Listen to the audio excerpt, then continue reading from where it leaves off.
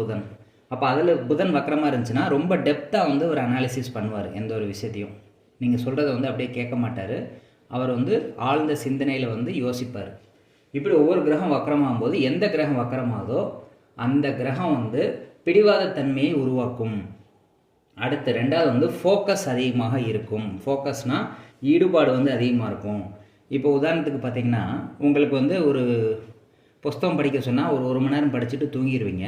ஆனால் அதே இது வந்து புதன் அப்படிங்கிறது தான் புஸ்தகத்தை குறிக்கிறது, படிப்பை குறிக்கிறது.